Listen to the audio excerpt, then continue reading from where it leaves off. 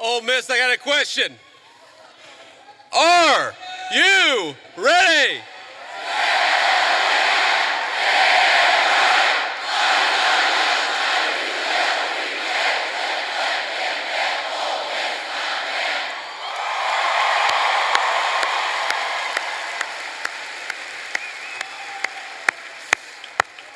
Wow, that was impressive. They told me that would be impressive, and they were exactly right.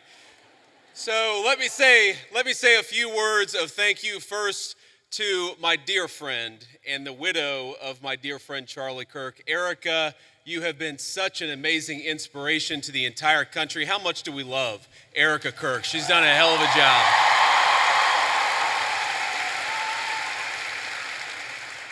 I want to thank, we have a couple of Mississippi senators here. We have both Senator Roger Wicker and Senator Cindy Hyde-Smith. Thank you guys for being here.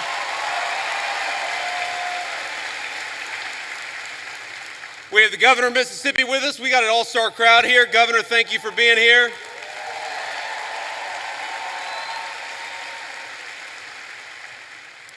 And most importantly, we have got over 10,000 students from across Mississippi. We are proud to have you, and we know that you are the future of Charlie Kirk's legacy. So thank you for being here.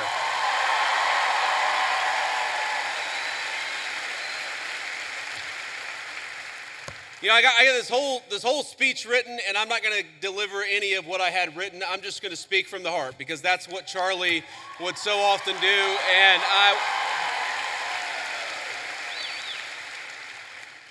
you know, when I think about what we lost 6 weeks ago, it feels like forever ago when I was in a meeting in the West Wing and one of my staff members came in and said that Charlie had been shot, and then I looked at my phone and I saw all the text messages and realized that my dear friend had been very seriously injured. Now, in the West Wing at that time, we actually thought that Charlie had a chance. We didn't know that he was eventually going to pass away. There were initial reports from the medical team that maybe things were going okay. And of course, eventually Charlie took his last breath and went home to be with his Lord and Savior. I remember thinking at that moment, first, of course, about Erica and the children. They've got their oldest, their daughter, is very similar in age to our youngest child. And I remember thinking, what a terrible tragedy for that family. And the second thing that I thought was, what a terrible tragedy for the United States of America. Because Charlie wasn't just a political figure. He wasn't just a guy who went around campus and said very interesting things and hosted all of these debates. He was a person who, particularly to the young people of this country, to all of you, he had the very best advice. And I think that's the most important way for me to honor Charlie, which is to repeat that advice, something I found true in my own life. Charlie wanted all of you, whatever life path you chose, whatever career you chose, whatever you ultimately did for a living, Charlie wanted you more than anything to invest in the things that were worth having, to build a life that was worth building. And that started, the most important advice he ever gave you was fall in love, get married, and start a family. And I can't honor Charlie without repeating that most important advice.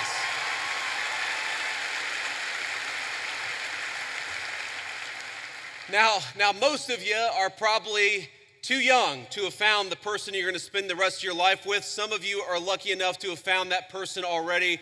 But I will tell you, if you're as lucky and blessed as I have been, it hits you like a ton of bricks. And I found that person in my lovely wife, Usha, our second lady, who is here with us today. She's sitting in the audience somewhere, I don't know where.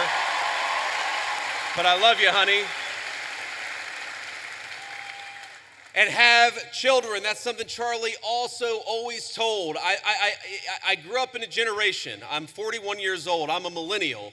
And if you're being uncharitable, you would call me a geriatric millennial, which I really hate. I really hate being called a geriatric millennial, but here I am at 41 talking to all of you like I've got great wisdom. Here's the thing. The one regret, the only regret that I really have in my entire life, and I've made plenty of mistakes, but the one regret that I have is that, frankly, I wish we had started having kids sooner. Because when you're a young father, you realize what an incredible blessing they are, but they're also very exhausting.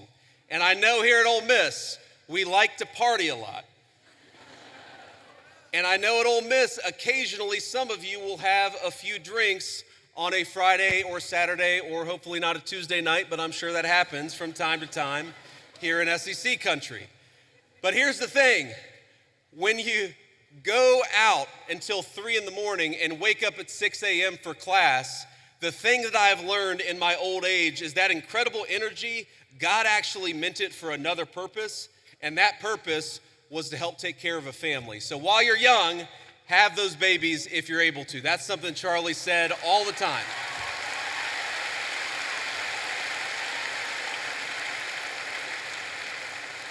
But if you think of that advice, Charlie wanted you to get married. He wanted you to fall in love. He wanted you to build a family. He wanted you to find a vocation. That was the advice that he gave on campuses, but that's not just about you, that's also about our country and about our government.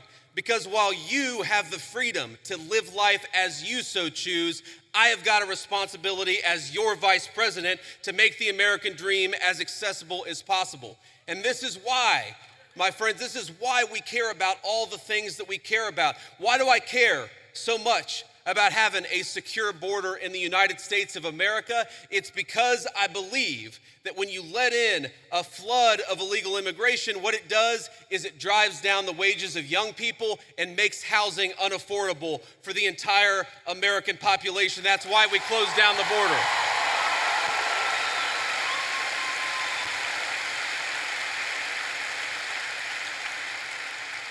The left will say our immigration policy is about hating immigration, hating immigrants. We don't hate anybody. We love our fellow citizens, and because we want them to have the American dream, we shut that border down the very first day that Donald J. Trump was the president of the United States.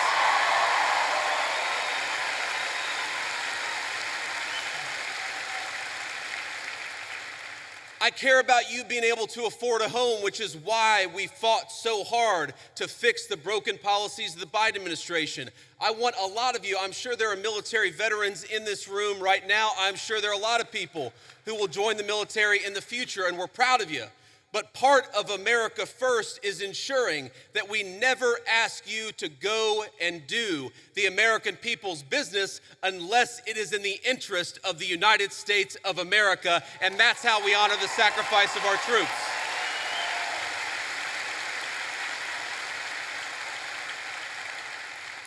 And that's why, my friends, that's why we care so much about free speech, as Charlie lived and died for the basic principle that we ought to be able to talk about our differences, we ought to be able to debate them, and we ought to have faith that the best way to make sure that the best idea wins is to actually just have a discussion. And that is what this event is all about. That is what Turning Points USA is all about. And I am so proud, and most of all, I'm so grateful to each and every person, whether you're a Republican or a Democrat, for coming out and honoring one of the most important parts of Charlie's legacy, because we're going to have a discussion tonight, and that's what Charlie would want us to do.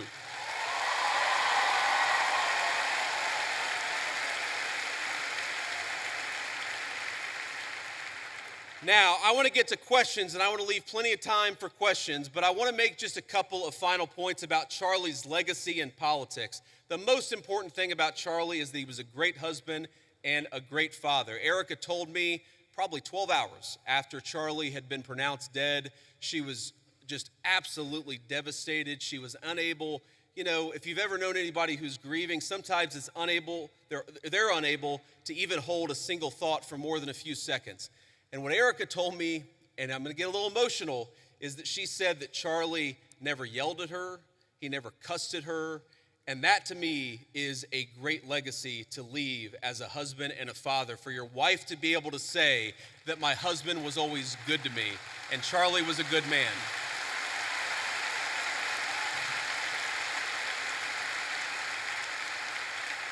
But he also had the legacy of believing in political debate, and he was the most effective person in politics that I have ever seen. And by the way, that's not because Charlie always agreed with me and the president's policies. I remember one time in particular where Charlie Kirk called me, and guys, he was mad. It was one, I wouldn't say the last conversation that I had with him, but it was in the last few months of his life. And he called me and he said, JD, I'm really worried. I'm really worried that what's going on in the Middle East right now is going to lead the United States into a protracted military conflict. I've never told anybody that Charlie was really worried about that in the final months of his life. Now, here's the thing. Charlie was so effective and he was so trusted by both me and the President of the United States that when Charlie made that phone call, I didn't say, screw you, you don't know what you're talking about. I listened to him. And I really believe that one of the reasons why the President of the United States knocked out the Iranian nuclear facilities, but never got the United States into a protracted military conflict and never lost a single American in a Middle Eastern conflict is because we had the wisdom and the good sense to recognize that the American people are done with American troops dying in unnecessary foreign conflicts. But Charlie Kirk reminded me of that. Charlie Kirk.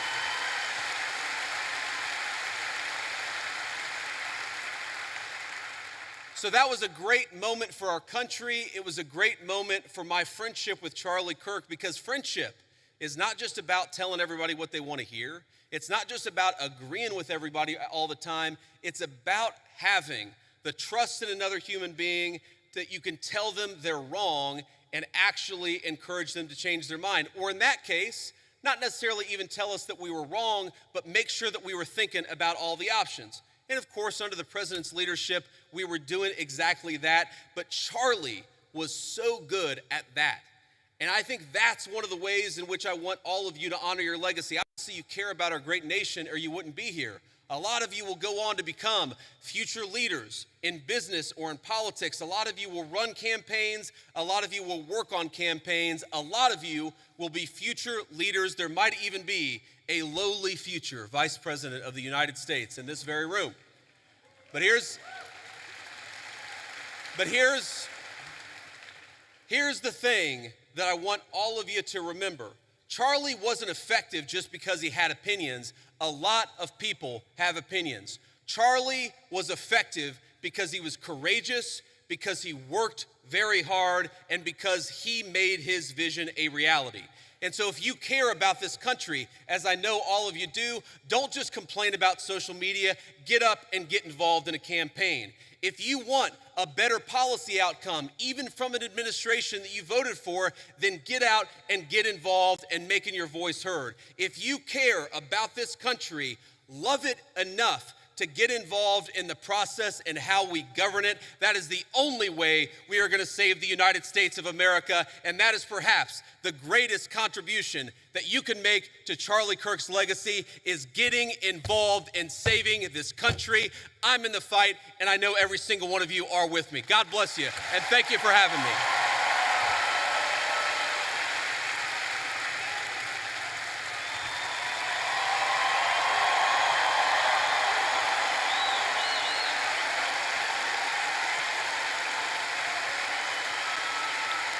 Thank you. But hey, please, I appreciate that, but we're not even halfway done.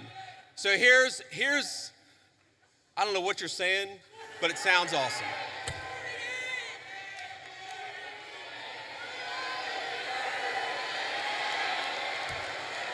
Let's not get ahead of ourselves, ladies and gentlemen.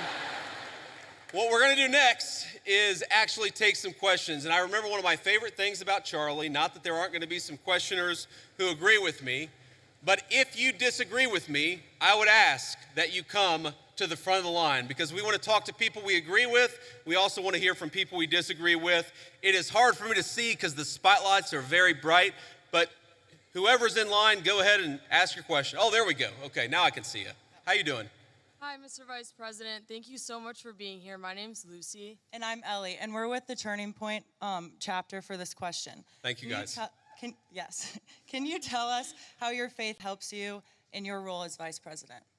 Well, I appreciate that. That is a very good question. And this is another way in which Charlie has affected my life.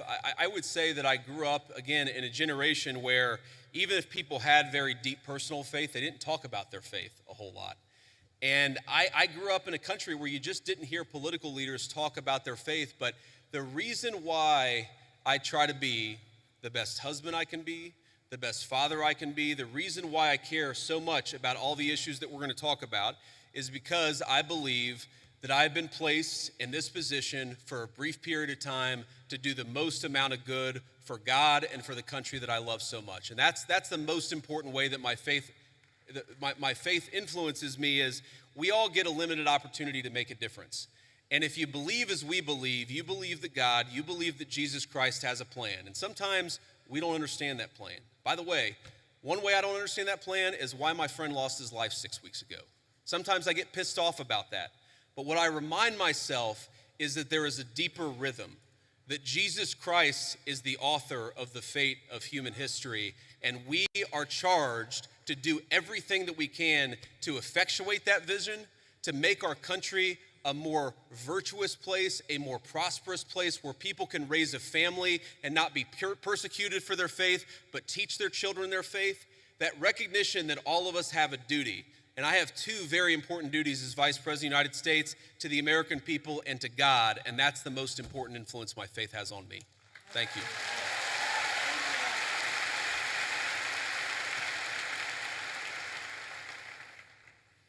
I understand your view on illegal immigration is it should be a top priority, strengthening our southern borders and fighting the massive drug trafficking that's taken place while securing jobs for the working class Americans. Also, deporting every single person who's invaded our country illegally, which I 100% agree on. My question to you is, what is your view on legal immigration? Personally, I have a girlfriend who's studying in America off a visa. Our hope is eventually getting a green card. So what is your view on legal immigration? Should we reduce it? Also, what is your plan for a merit-based system? Yes, sir. Well, I appreciate the question. And look, my honest view is that right now, America, thanks in part to the Biden border invasion, but also thanks in part to a lot of bad immigration policy, right now, we have let in too many immigrants into the United States of America. That is just a fundamental reality. Now, look, legal immigration is complicated because we let in about 1 million legal immigrants into the United States of America every single year, and I think the evidence is pretty clear that a lot of those immigrants are actually undercutting the wages of American workers. It's one of the reasons why the President of the United States, and a lot of us in the administration have encouraged H-1B reform, because if you look at the H-1B visa, what it's supposed to be is that you have a super genius who's studying at an American university, who's working at a great company. You want that super genius to stay in the United States of America and not go somewhere else. What it's actually used to do is hire an accountant at a 50% discount to an American citizen. I don't think that we should be hiring accountants from foreign countries when we've got accountants right here in the United States that would love to work for a good wage.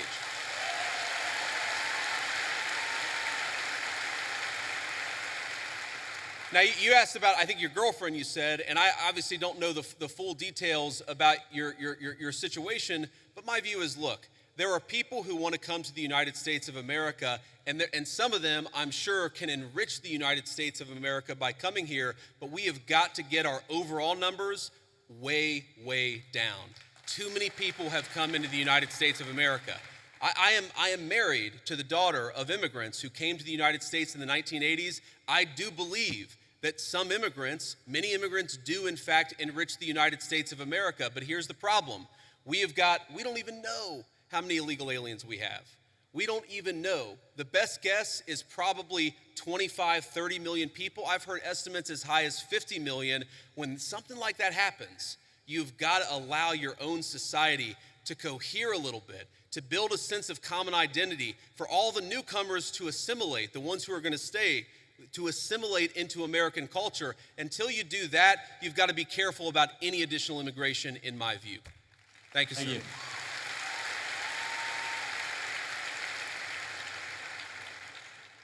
Hello, I have a question about Israel and Trump's policy towards it. Do you think it's a conflict of interest for Miriam Adelson, an Israeli donor, to give millions of dollars to his campaign and then Trump have pro-Israeli policies? Well, if you're asking, do I think the President of the United States has a conflict of interest? No, I do not, because I know how the President of the United States makes his decisions and I see it behind the scenes. Now, as the President himself has said, Miriam Adelson, who, by the way, I know and I have a very good relationship with her, she is very clear about the fact. She doesn't hide the fact that she really loves Israel, and that is part of what motivates her political giving. That is a reality. At the same time, the President of the United States is America first through and through. And let me give you just a couple of examples of this. Number one, we have heard from some pro-Israel voices, some people who really love the state of Israel, that they don't want us to have a relationship with certain Middle Eastern countries. Well, the president, his attitude is, we need to build relationships with any country where we have shared interests, and he's going to do it if it's in the interest of the American people, and he's done exactly that. Number two, there were people, and I remember this criticism of the President of the United States, I just raised it in the context of a conversation that I had with Charlie. I remember when people said that the President of the United States was going to get us into a multi-100,000 troop regime change war for Israel. This was 4 months ago, this was 6 months ago.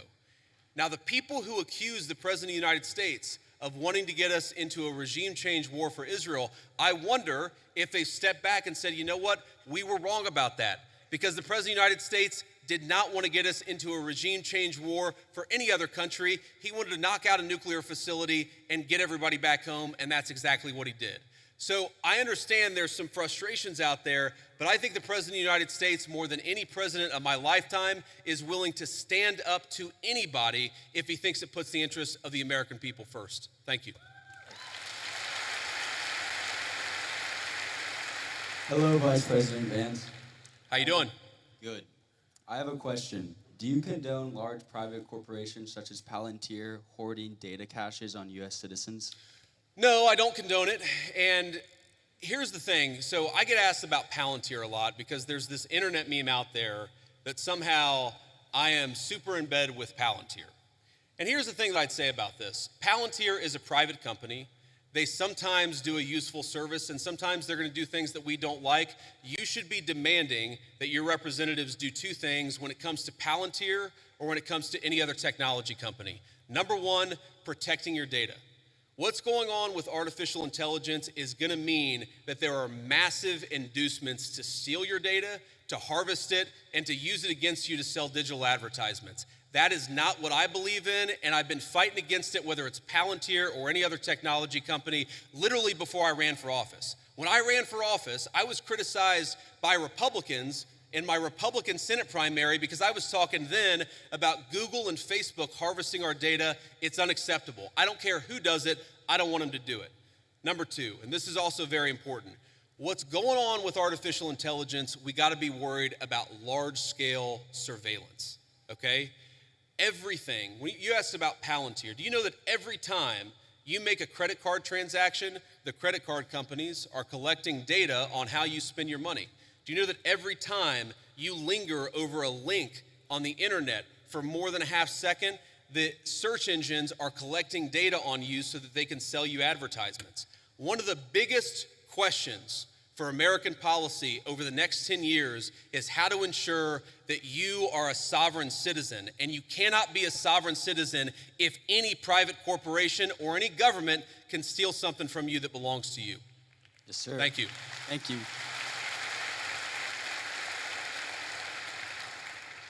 Vice President J.D. Vance, good evening. Thank My you. question is, the Republican Party, they stand for the right to bear arms. A lot of things the founding fathers really made a priority. Sure.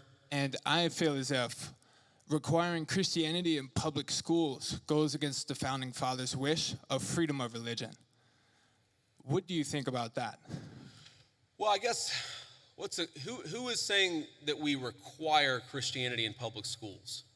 Just from what I've seen on the media and the news, it seems like the Trump administration had wanted to make praying in schools and Christian values incorporated. Well, look, I think Christian values are a good thing, and I'll talk to you about why I think that's a good thing, but that's separate from forcing people to pray, which I don't think that anybody, certainly no Christian that I know, would ever support or ever endorse. And let me just say something generally about all the people. I see there's a big line, and I hope I can get to everybody's question. I remember when I was a sophomore in high school, I went to an event at my church, which was a book signing with Oliver North and Sean Hannity, the Fox News host. And this was back before, this was, I guess, 25 years ago. And so neither of these guys was maybe as big as they are today.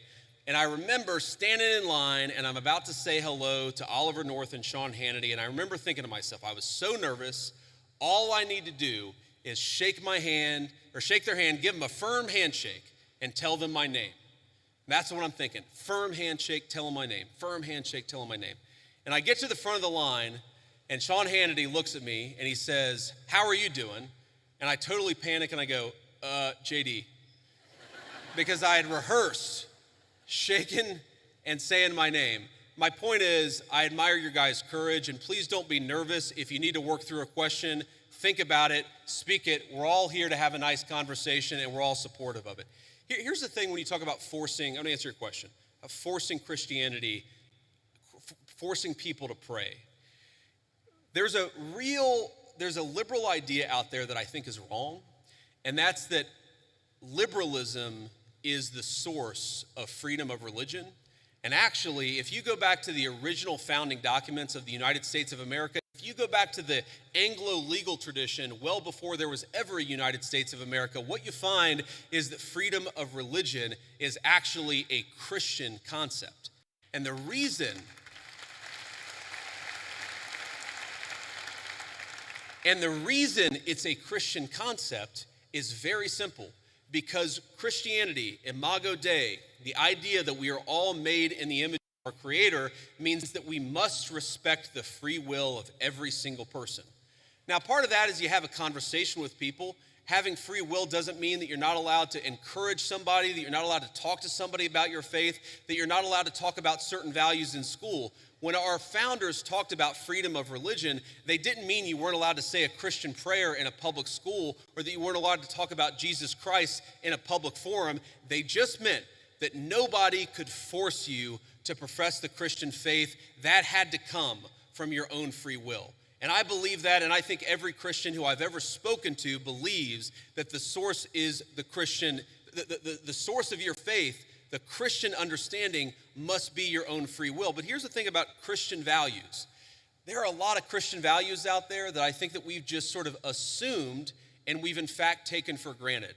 Christian values are the idea that you should respect every single person as an individual, whatever the color of their skin, created in the image of God. That's a Christian concept. And in fact, it was a Christian empire, Great Britain, that abolished slavery to begin with. The idea that we should eliminate child sacrifice.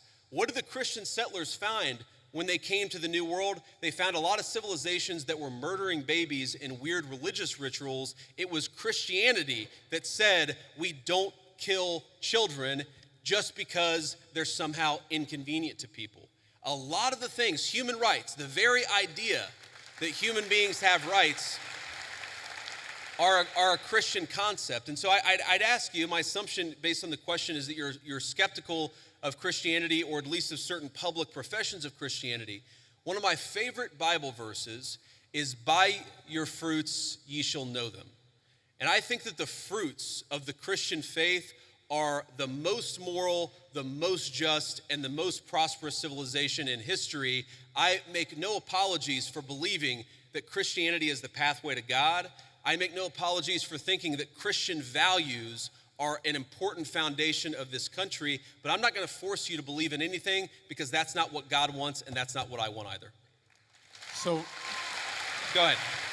for the school system, do you agree that there should be Christian implementation, or do you think that school system should be neutral and be focused on science, literature, reading, writing, arithmetic? Well, I reject the idea that anything is purely neutral. Okay, there are, for example, let's take a basic scientific fact, and this is a little spicy. I'm not trying to make this too controversial, but take the basic scientific fact of, can you take a pill to change your biological gender? Okay, now that's something that 15 years ago, quite literally, every single scientist in the Western world would have said, absolutely not, that's crazy, and now people will. I think the premise of your question, I don't totally share it because I don't think perfect neutrality is possible. What is it? You talk about history. Was Christopher Columbus a great explorer, or was he a guy who committed genocide against the native populations? These debates, I'm happy to have them, but I reject the idea that there are truly neutral debates. Anybody who's telling you their view is neutral likely has an agenda to sell you, and I'm at least honest about the fact that I think the Christian foundation of this country is a good thing. Next. Okay, thank you. And Thank you. for the pill you're talking about, what do you mean specifically? Are you talking about the- testosterone, estrogen? Yeah, I'm talking about hormone replacement therapy. That's what I'm talking about. Just to be respectful, let's keep it going. Yes, Thank thank you. you. Have a good night. You too. Hello, Mr. Vice President. Thank you so much for giving this opportunity to talk here today. I did not agree with many of the things that you said right ahead of this, but I don't think that's my point to discuss here. What I want to ask is, okay. you are married to a woman who is not Christian. In her Wikipedia, I mean, I just looked that up. I wanted to know what her faith was. I didn't know this before. But she still calls herself Hindu. You are raising three kids in interracial, cultural, racial, religious household. How are you maintaining, or how are you teaching your kids not to keep your religion ahead of their mother's religion? Or how are you teaching them that your kind, that kind who got here just few years or few decades ago is different or is better than your mom's kind who got here just a generation before? How are you balancing that? And when you talk about too many immigrants here, when did you guys decide that number? Why did you sell us a dream? You made us spend our youth, our wealth in this country and gave us a dream. You don't owe us anything. We have worked hard for it. Then how can you, as a vice president, stand there and say that we have too many of them now and we are going to take them out to people who are here rightfully so by paying the money that you guys asked us? You gave us the path, and now how can you stop it and tell us we don't belong here anymore? And one more thing, I'm sorry, one more thing. Do you have to There's be a lot there. I don't know if I'm going to remember all this, but I will try. I'm sorry. I had to say all of this, and please take it with due. I mean, I'm saying all of course. this with due No, go ahead. respect. I Please. have no Thank you. intention of causing a scene here or anything, but We're not close to causing a scene, Yeah. don't worry. But we talked about Christianity, all of this. I'm not even Christian, and I'm here standing to show support. Why are we making Christianity one of the major things that you have to have in common to be one of you guys, to show that I love America just as much as you do? Why is that still a question? Why do I have to be a Christian? Okay. So there was a lot there, and I'm going to try to respond to as much of it as I can. So on the question of immigration, so first of all, I can believe that we should have lower immigration levels, but if the United States passed a law and made a promise to somebody, the United States, of course, has to honor that promise. Nobody's talking about that. I'm talking about people who came in violation of the laws of the United States of America, and I'm talking about in the future reducing the number of people. Sorry, what? May I continue on that? Because when you just said you are not stopping with the people who came here legally, right? But you are pushing out policies that hurt us. And these policies are not even solving the problems. These policies are just creating chaos. No, ma'am. Okay, so again, I'm gonna finish answering the question, and then if I've answered all 9 of your questions in less than 15 minutes, then we can keep on going. We got to have a little fun, right? So here's the thing. I can believe that the United States should lower its levels of immigration in the future, while also respecting that there are people who have come here through lawful immigration pathways that have contributed to the country. But just because one person or 10 people or 100 people came in legally and contributed to the United States of America, does that mean that we're thereby committed to let in 1 million or 10 million or 100 million people a year in the future? No, that's not right. We cannot have, I'll go and finish. We cannot have an immigration policy where what was good for the country 50 or 60 years ago binds the country inevitably for the future. There's too many people who want to come to the United States of America, and my job as vice president is not to look out for the interests of the whole world, it's to look out for the people of the United States.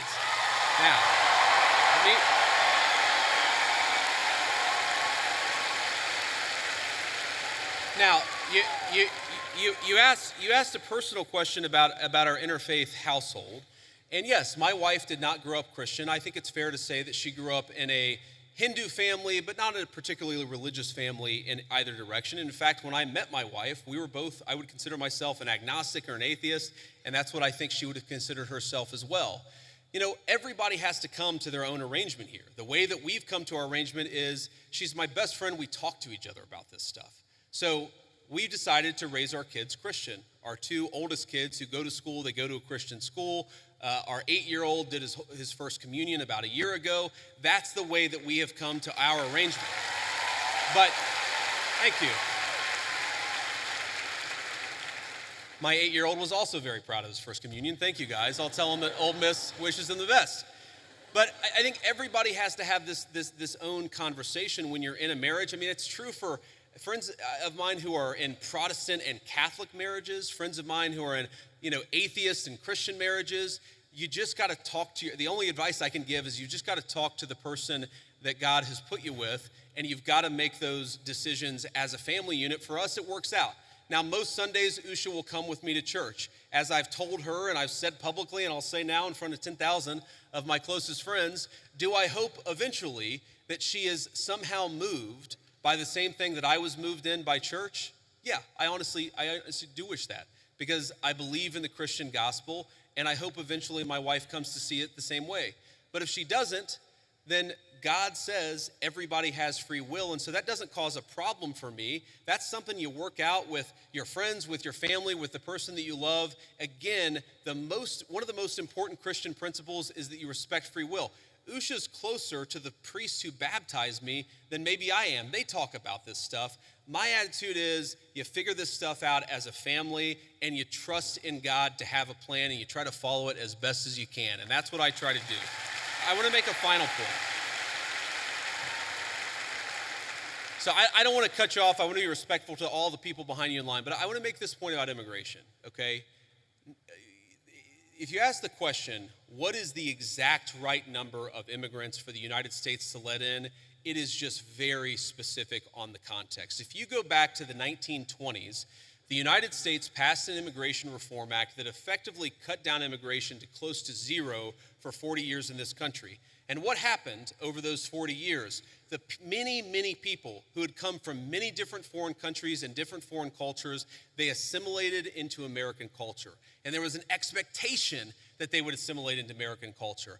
I think we have two problems in our immigration system today. And my guess is you're probably a slightly more leftist political persuasion, liberal political persuasion, maybe not. But here's the thing. I remember back in my establishment GOP days when I was still very early getting involved in Republican politics, I remember a conservative think tank person who told me that one of the reasons why immigration was really good is that if you had enough diversity in a country, people would mistrust each other and they wouldn't join labor unions. Okay? So when I see a lot of left-wing people who theoretically support organized labor saying we need to flood the country with a limitless number of immigrants, they're unwilling to set any limitations on it. My response to that is you are destroying the very social trust on which American freedom and prosperity was built. And that is really important to me.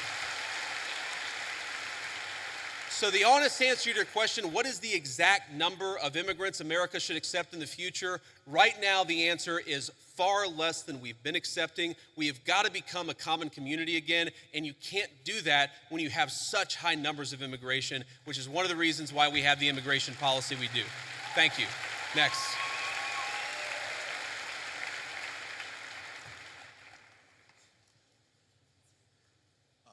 Good evening, Vice President Vance. I just want to say it's an honor to actually be able to talk to you. It's an honor to be here. Thank you. Thank you.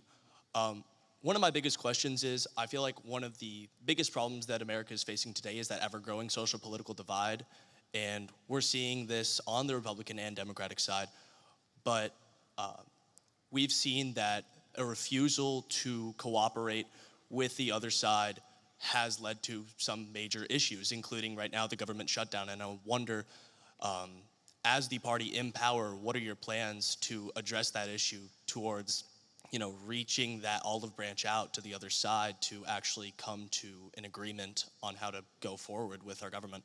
Look, it's a very good question, and let me just say on the government shutdown in particular, the reality here is that there's a very simple bill that just reopens the government. It does it through pretty much the end of the year. That got every single Republican in the House of Representatives to support it, and then it got 52 Republicans in the Senate and 3 Democrats in the Senate to support it. But because of weird Senate procedural rules, it requires a 60-vote threshold. So on that issue in particular, when you have every single Republican with like 2 exceptions in both houses of Congress, I feel pretty confident. I know that I'm partisan. I know I have an R next to my name, but I feel pretty damn good saying the shutdown is the Democrats' fault because we voted again and again to open it.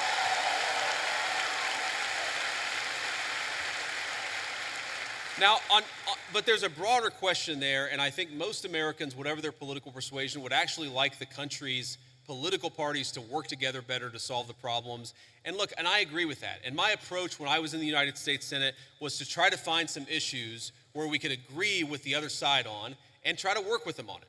And let me give you one example. I really worry about concentration in the corporate sector. I worry about big corporate monopolies. I worry that when you have only 1 or 2 companies dominating an entire sector, it's bad for liberty and it's bad for prosperity. So you may be shocked to hear this, but I actually worked with Elizabeth Warren on some anti-monopoly stuff when I was in the United States Senate. But here's the problem. The problem is there is actually a lot of things where we could work across the aisle. There are a lot of President Trump is in my view, you haven't seen organized labor ever get behind a Republican at least in 100 years like they have behind Donald J. Trump. There are a lot of areas of common ground on that question. The problem is, as reasonable as some of these people can be in private, in public, the current obsession of the Democratic Party in leadership, I'm not saying every Democrat in the country, but the current obsession of every Democrat in Congress is get President Trump, fight President Trump, attack President Trump. It is impossible for us to work across the aisle unless a person is willing to put down their partisan sword, shut the hell up about fake scandals related to Donald Trump, and actually work with us. That's the way you make this happen. Next. Thank you. Thank you. Next.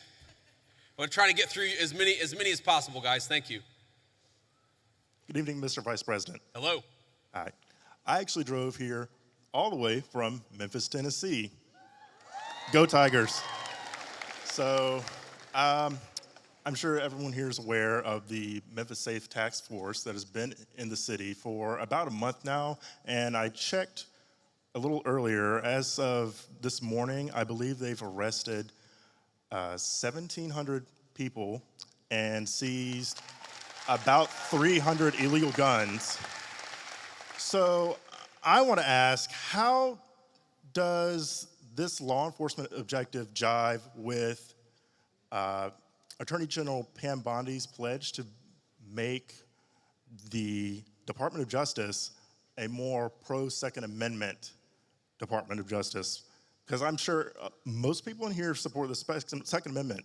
So how can Republicans and this Department of Justice use the current gun laws that are on the books that a lot of pro-Second Amendment advocates disagree with, that we wanted to overturn in the big, beautiful bill, but we didn't get it? Yeah. So I understand the question. And by the way, I supported some of those changes in the big, beautiful bill. I know the President of the United States did too. We didn't have the votes to get them in there, and that's as simple as that. But I know exactly what you're talking about because there were a couple of issues in particular. I talked to some of my Second Amendment friends. But here's the basic issue.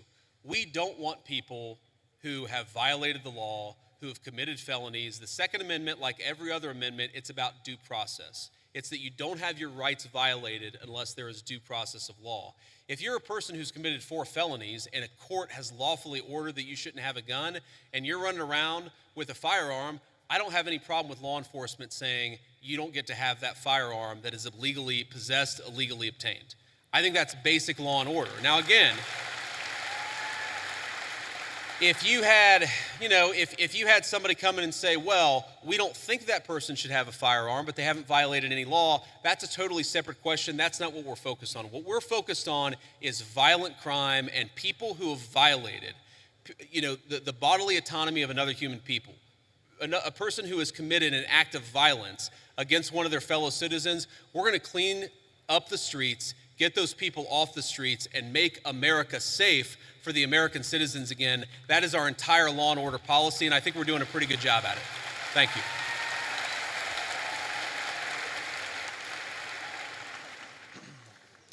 Thank you for the opportunity to speak. I'm a Christian man, and I'm just confused why that there's this notion that we might have owe Israel something, or that they're our greatest ally, or that we have to support this multi-$100 billion foreign aid package to Israel to cover this, to quote Charlie Kirk, ethnic cleansing in Gaza. I'm just confused why this idea has come around, considering the fact that not only does their religion not agree with ours, but also openly supports the prosecution of ours. Yeah, so let me say a few things about this. First of all, when the President of the United States says America first, that means that he pursues the interests of Americans first. That is our entire foreign policy. And that doesn't mean that you're not going to have alliances, that you're not going to work with other countries from time to time. And that is what the president believes, is that Israel, sometimes they have similar interests to the United States and we're going to work with them in that case. Sometimes they don't have similar interests to the United States. And this example, the most recent Gaza peace plan that all of us have been working on very hard for the past few weeks, the president of the United States could only get that peace deal done by actually being willing to apply leverage to the state of Israel. So when people say that Israel is somehow manipulating or controlling the president of the United States, they're not controlling this president of the United States, which is one of the reasons why we'd be able to have some of the success that we've had in the Middle East. Now you ask about, sort of Jews disagreeing with Christians on certain religious ideas. Yeah, absolutely. It's one of the realities is that Jews do not believe that Jesus Christ is the Messiah. Obviously, Christians do believe that. There are some significant theological disagreements between Christians and Jews. My attitude is, let's have those conversations. Let's have those disagreements when we have them. But if there are shared areas of interest, we ought to be willing to do that too.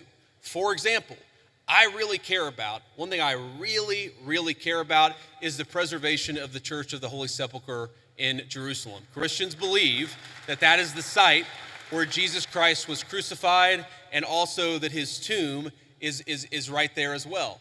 My attitude is, if we can work with our friends in Israel to make sure that Christians have safe access to that site, that's an obvious area of common interest. I am fine with that. What I'm not okay with is any country coming before the interests of American citizens, and it is important for all of us, assuming we're American citizens, to put the interest of our own country first. That's what we're going to do. That's what we try to do every single day, I promise you.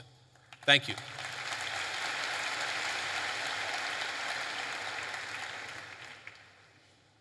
Hi, Mr. Vice President. I'm the president of our pro-life organization here at Ole Miss, Rebels for Life.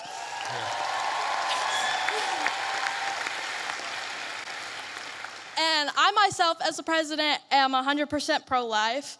And I know you've stated, you being Catholic, that in the past you've stated that you're 100% pro-life. But since joining the presidential campaign as the VP, you've kind of wavered how you see abortion. So I'm just wondering what your stance is right now. Sure. And do you think that someone else's right to liberty trumps someone else's right to life? Well, first of all, I appreciate your question, and I appreciate the work that you do. You asked the question, do I think somebody else's right to liberty trumps somebody else's right to life? No, I do not. I, in fact, do not believe that. Now, you said, and I'm going to take issue with something you said, just the premise of the question, which is that I've wavered on the pro-life issue. I really do believe that the president has been the most pro-life president in the history of the United States of America. Now, that said, there are two things that I think we have to keep in mind here. Now, one is the very, very hard question of, when we talk about our abortion policy, there are some very, very difficult edge cases. There are cases where you've got, an 11-year-old girl who was raped, who it would be unsafe for her to bring the baby to term. You've got situations where, bringing a baby to term would cause serious bodily harm, maybe death for the mother. That's one of the reasons why we believe in the exception in these cases where you have, again, they're edge cases, they're rare. I think the pro-abortion community would have you believe that's 90% of abortions. That's not true. But we got to be honest about the fact that there are some edge cases. The second thing I'd say about this is that we have to be prudential and practical in what can get accomplished. And there may be disagreements about what exactly that is, but if you look at the pro-life victories that the President of the United States has been able to achieve, he's been able to achieve them because he has worked within the system that we have. If your attitude is you are going to pursue the most aggressive pro-life option, even if it means you lose every election and every outcome means that you're going to be in a situation where the Democrats have abortion on demand up to the moment of birth to the very end. You've got to work within the political constraints that we have. Now, here let me just say something about this. And somebody asked me earlier about my Christian values. And one of the points I made is that when the settlers came to the New World, they found a very widespread child sacrifice. I imagine there are some people who don't agree with my view on the pro-life issue. Let me just make an observation. If you go to historical archaeological sites where there were brothels, and the two oldest businesses in the world are gambling and prostitution, so there were brothels even in very ancient civilizations. If you go back to ancient brothels and you dig up the bones of the women who are working in these places, you will very often find a lot of children who were buried with them. And the answer is that whenever a society decides to discard innocent babies, they also don't treat their women very well. And whenever a society mistreats its women, it is very often the babies who come right after that. There is a reason why Christian civilization ended the practice of child sacrifice all over the world, and it's one of the great accomplishments of Christian civilization. I believe that we should try to be protecting every unborn life. There's a question of exactly how we do it, but I would never say that anyone's right to life should be sacrificed. Thank you, ma'am.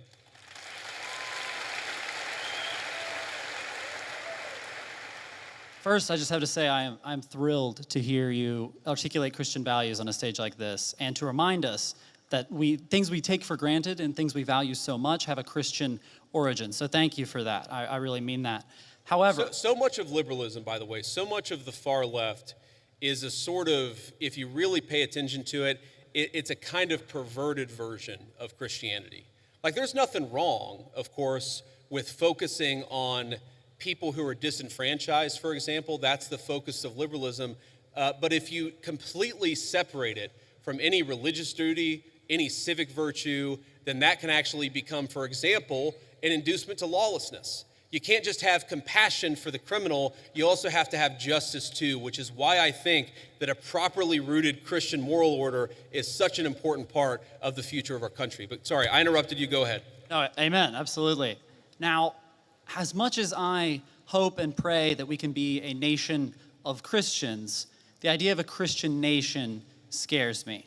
So I'd like to hear your feedback on a pretty nuanced argument here, that perhaps there should be a wall of separation, as at least one of our founders advocated, between church and state at the national level.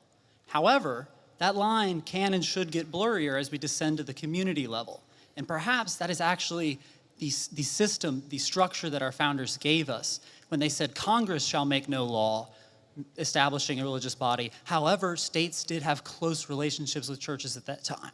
Yeah. Do you think that that is a rationale that works? Do you think that that is the way we should implement around these Christian values? So this is a very nuanced point, and I want to just make sure that everybody's kind of on the same page here. So if you go back to the First Amendment, it doesn't say separation of church and state. It says Congress shall make no law respecting an establishment of religion. But if you go back to the founding time, there were actually a number of states that had formally recognized churches. So there was the Anglican Church of Virginia. That was the official state church of Virginia. Maryland at the time was the only majority Catholic colony, or at least had a significant Catholic representation of the original 13 colonies. There's a lot there. And yes, I do think that what happened is the Supreme Court interpreted Congress shall make no law respecting an establishment of religion to effectively throw the church out of every public space at the federal, state, and local level. I think it was a terrible mistake, and we're still paying for the consequences of it today.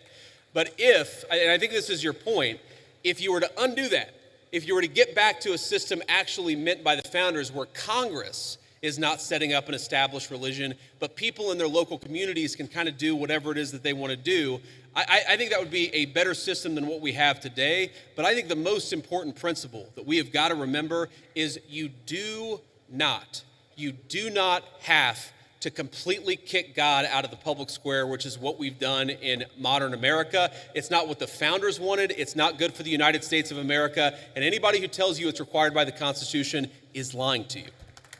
Thank you.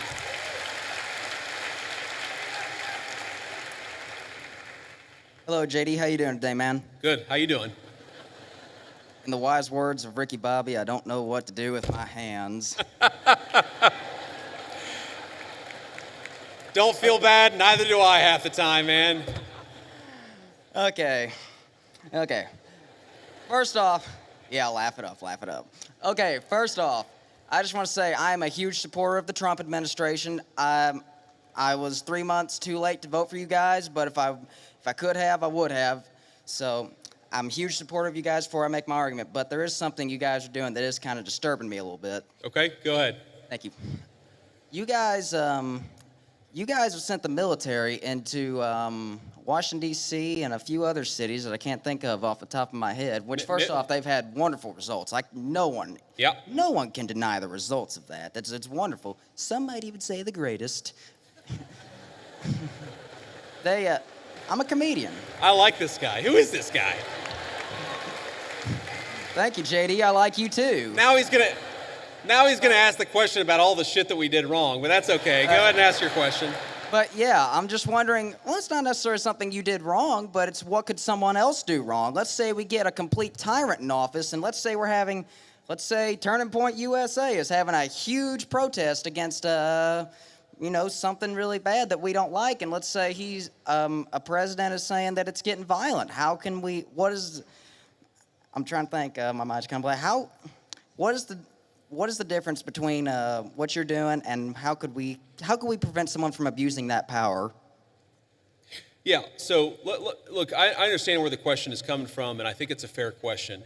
And it's going to sound like I'm being sarcastic, and it really is not meant in any offense.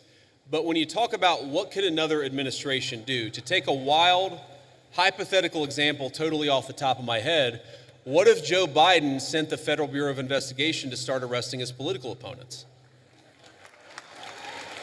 Okay? So here's something that I want every conservative to remember. It's an important part of my entire political philosophy is we cannot be afraid to do something because the left might do it in the future. The left is already going to do it regardless of whether we do it. That is the takeaway of the last 40 years.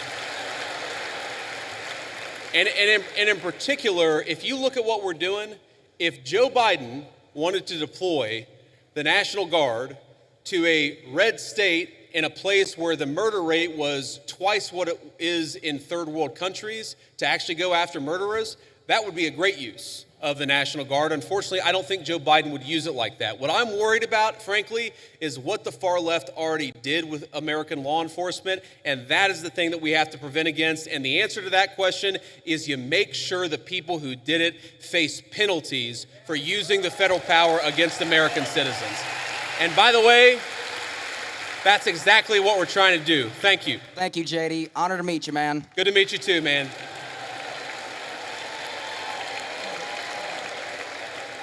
This will be the last question. Ricky Bobby, 2048. That's who I'm voting for.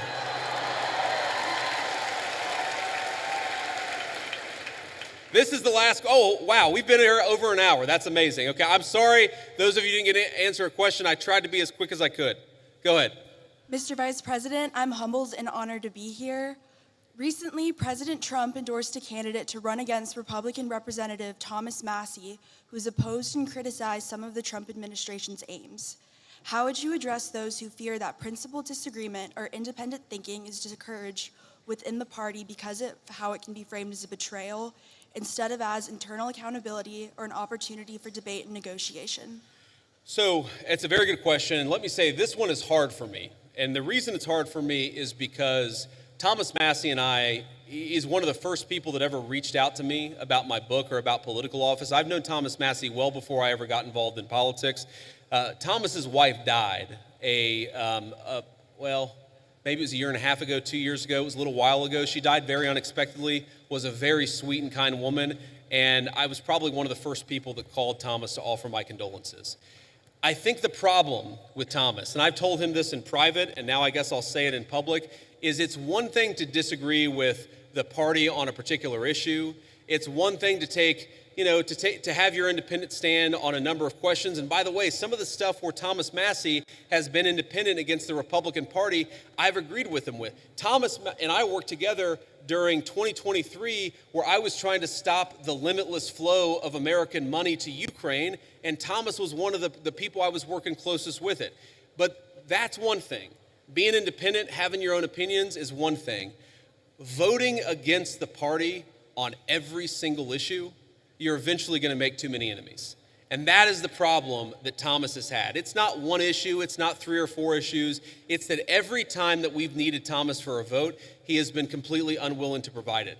That is why the President of the United States has trained his ire on Thomas Massie. It's because we can never count on him for some of the most difficult votes. I wish that weren't the case. I say that as somebody who's known Thomas well before I got into politics, but politics is politics, and when you always vote against the party, you can't expect the party to actually back you.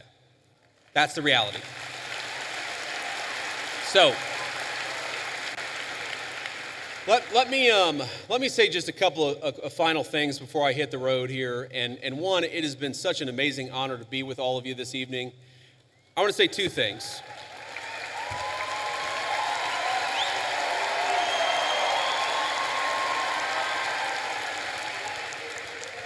I want to say 2 things. Number one, when I was back in my agnostic days and I was thinking about returning to my faith, I remember talking to a friend of mine and actually talking about, a number of things. And he said something to me that was really interesting. And I was talking about all the things that were going wrong.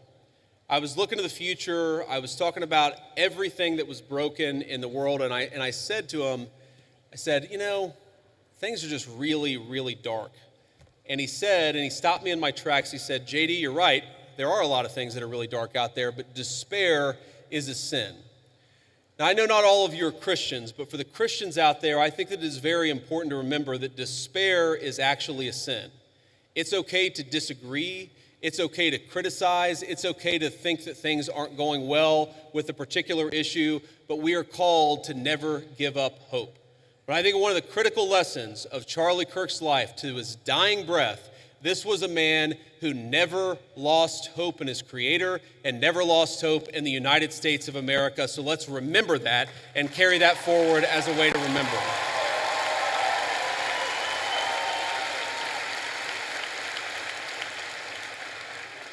And the second thing that I want to say is, in line with despair being a sin, look, I imagine that I can tell most of you apparently agree with a lot of what I said. I'm sure that a lot of you disagree with some of the things that I've said. That's okay. We don't need in our political movement people who agree with us on every single issue. We got a couple of questions about Israel. We got a couple of questions about the National Guard deployments. We don't need somebody who agrees with us on every single question or every single issue. What we need is people of good faith who love the United States of America and are willing to work hard to save it. So when you look at all the accomplishments, you look at the accomplishments of the last 9 months. We inherited the worst border crisis in the history of the United States of America. We shut down the border, and net immigration is 2.5 million lower today than it was in 9 months. That means the total number of people that have been sent out of this country is 2.5 million. We have 2.5 million fewer illegal immigrants than we had. That's a great accomplishment. We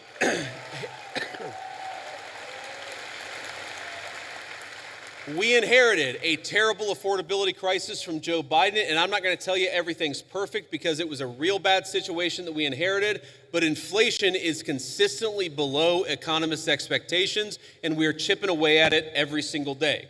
We inherited an economy where we had the largest trade deficit in the history of the United States of America. In 9 months, Donald Trump's tariff policies have cut the American trade deficit by over half. That means we're making more of our own stuff, and we're actually employing American workers to do it. And all that is to say that very often, Charlie Kirk would call me and he would say, not attaboy, but he would say, do more, do more, do more. And I listened to Charlie because he was a dear friend and because I knew that he loved this country. My point is, the best way in your life to honor Charlie Kirk's legacy, it's not to despair, but to hope in the future of this country. If you disagree with something, then get involved in the movement to save this country. If you think that we could be doing more, then pick up the phone and get involved in the effort to change our minds and change the future of the United States of America in the process. My friends, the rebels of Ole Miss, despair is a sin. Do not give in to despair. Let's keep fighting to save the United States of America. Thank you and God bless you.